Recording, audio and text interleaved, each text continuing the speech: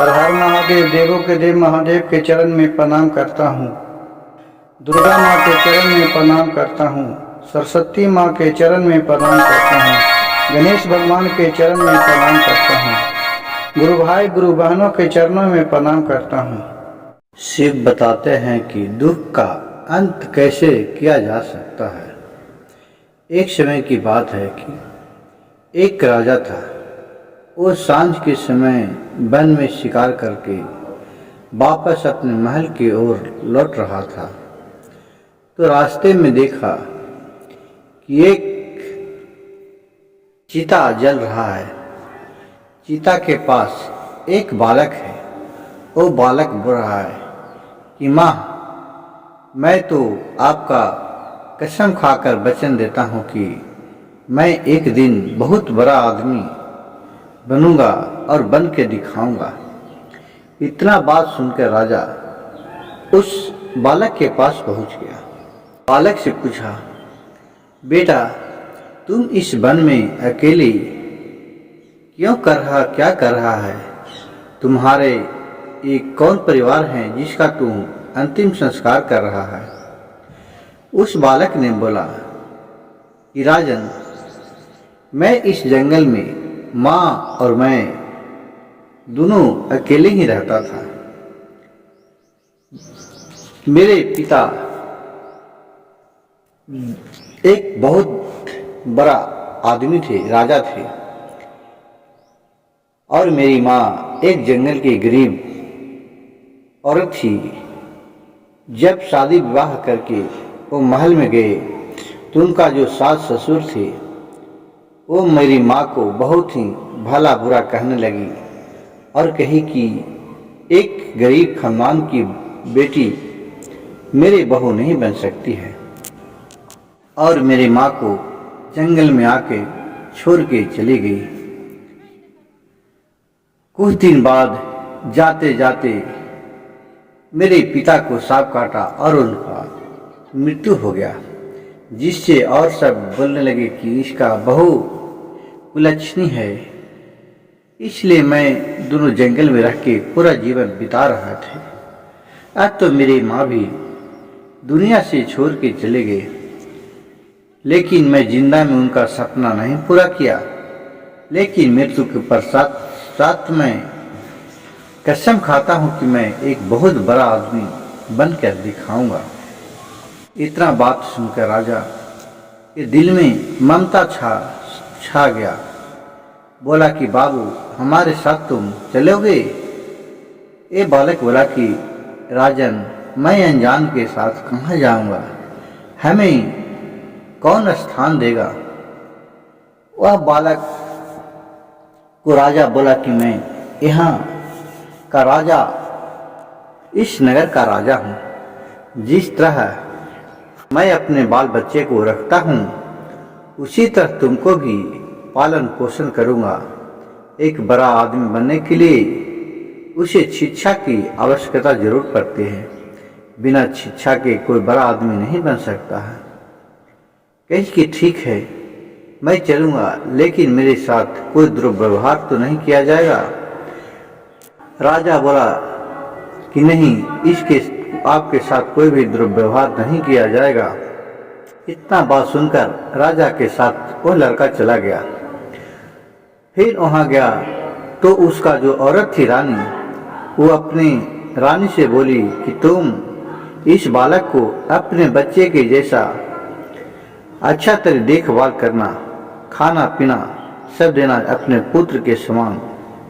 उसका एक पुत्र उसका भी था।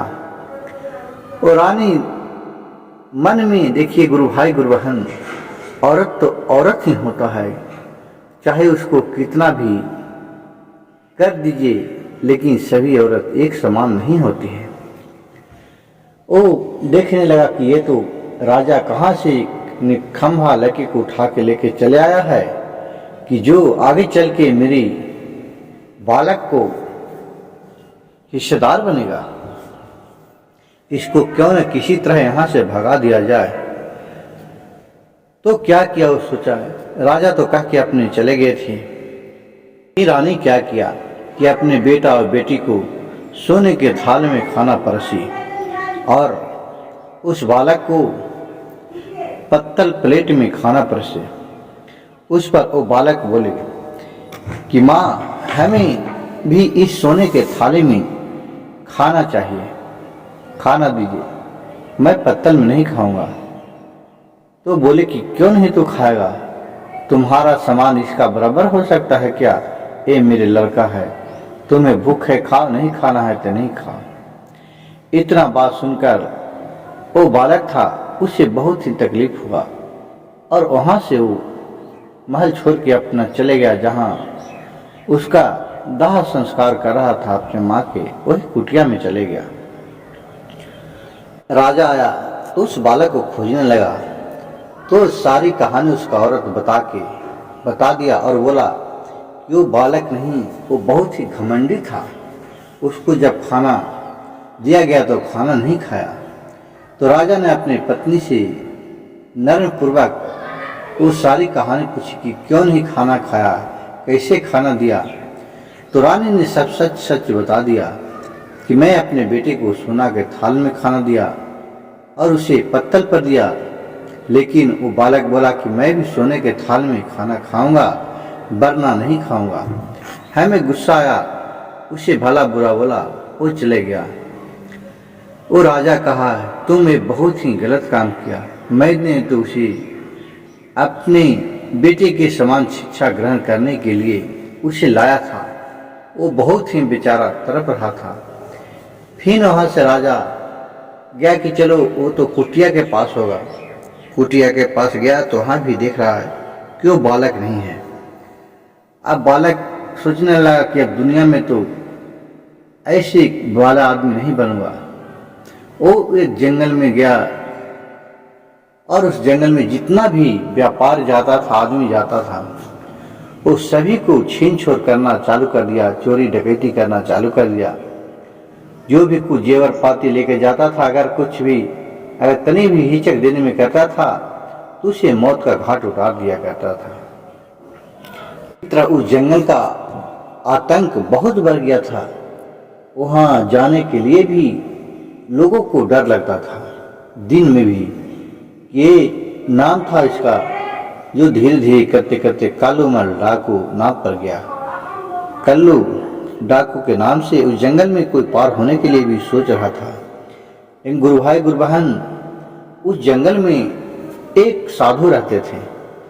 वो साधु के पास जो भी जाता था उसे नम्रता पूर्वक उसे अपने कुटिया में रखता था और फिर उसे कहता था कि जब तक आपको इच्छा हो मेरे पास रहो और फिर चले जाना, और जिस काम से आया है जहाँ के लिए वहाँ अपना चले जाना।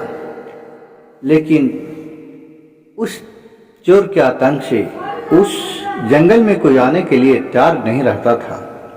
कुछ समय से बीता, गांव वाले ने एक दिन मीटिंग रखा कि इस चोर के चंगुल से कैसा छूटा जाए। हम लोग को तो चलना फिरना बहुत ही मुश्किल हो गया है।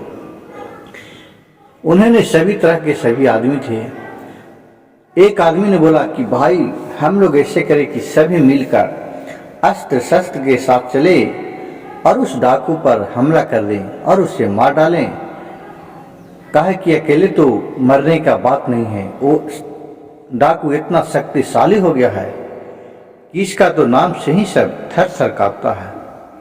कहे कि ठीक है। दूसरे दिन पूरा अस्त्र शस्त्र के साथ पूरा गांव के लोग इकट्ठे हुए और उस जंगल में चले गए और उस डाकू को कालू कालू कह के पूरा ललकारने लगा। अब कालू को नजर पड़ा कि ये तो पूरा बहुत आदमी है, आज तो हमें बचने नहीं देगा। अब क्या करूं? वो क्या किया कि एक झाड़ी में छुपा हुआ था, धीरे धीरे वहां से निकला और वो ही बाबा के पास कुटिया में चले गए। कुटिया में गए और बोले कि बाबा मेरा जान बख्शिए, मेरा जान बचा दीजिए, आज मेरा जान नहीं बचेगा। गिड़गिड़ाने लगे। बाबा पूछे कि तुम है कौन? वो सारी कहानी अपना कह के सुना दिया कि मैं इस जंगल का डाकू हूं। अब हमें तो बाबा ने पूछा, बोला कि ठीक है, जब तुम आज के बाद ये काम करना छोड़ देगा।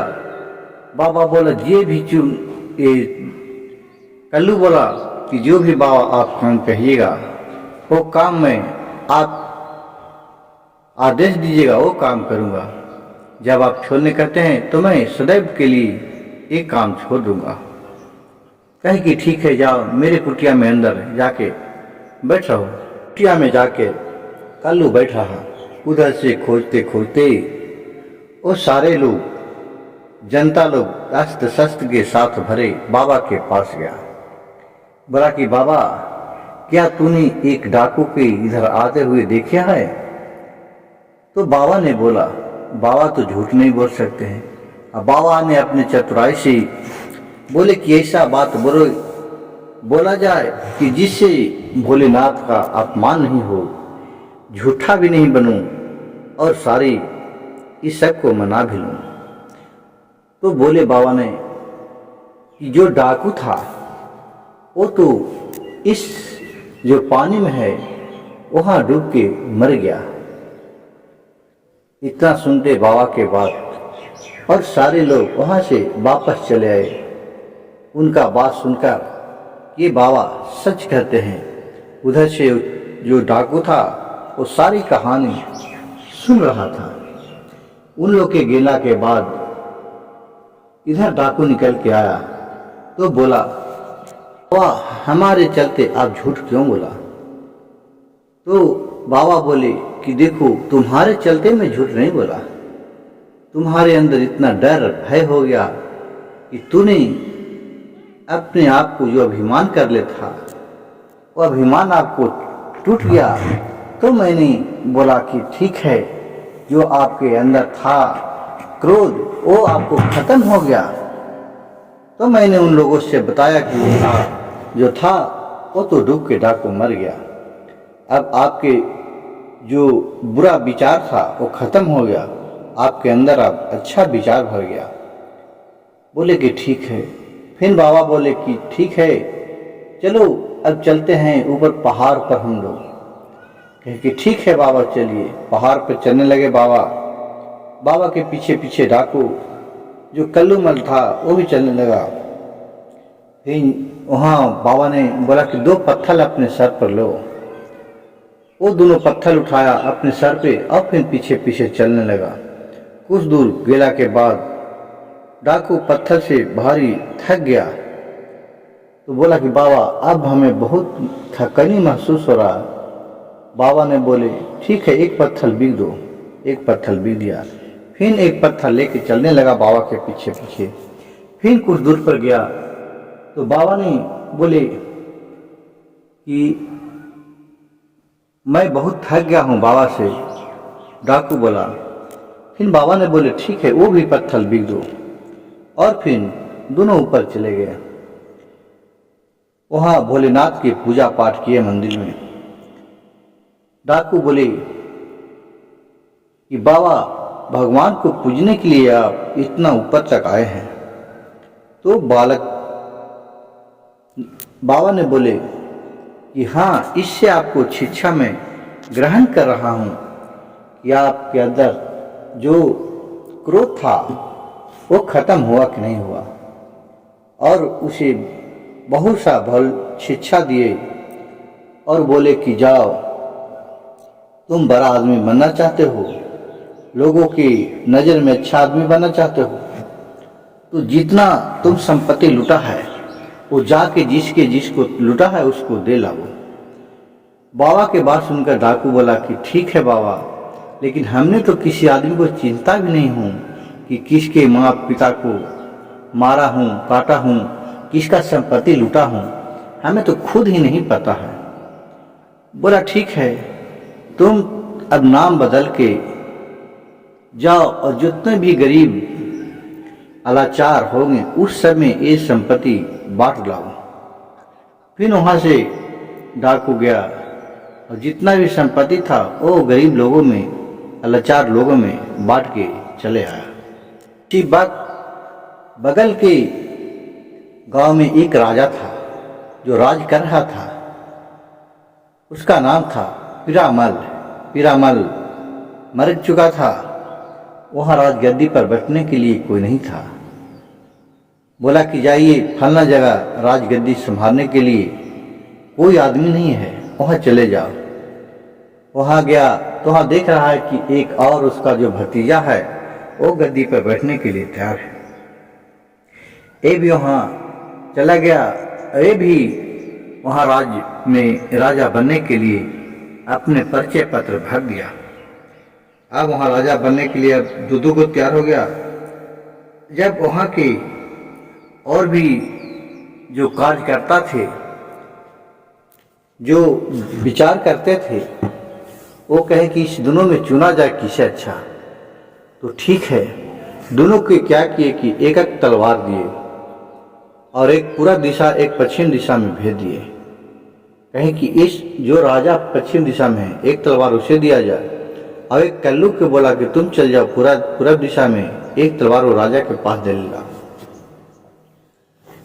पश्चिम दिशा में जो गया तो वहाँ तलवार भेंट किया कि प्रभु हम फलाने राज्य से आए हुए हैं, हमारे राजा एक आपको स्नेह प्रदान कर रहे हैं।